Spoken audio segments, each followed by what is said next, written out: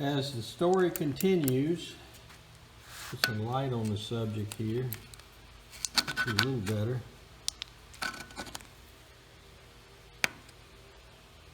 This is the governor assembly, which fastened to this little rod here, which went back to the little lever which controlled the throttle control up here.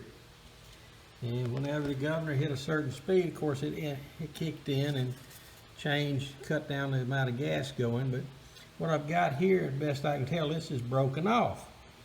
Now what I'm going to have to do is to take this assembly loose. This pin is fastened by a cotter pin under here. Take it out. I probably can rebuild this arm out of a piece of brass. Get a piece of brass bar stock and shape something that'll work.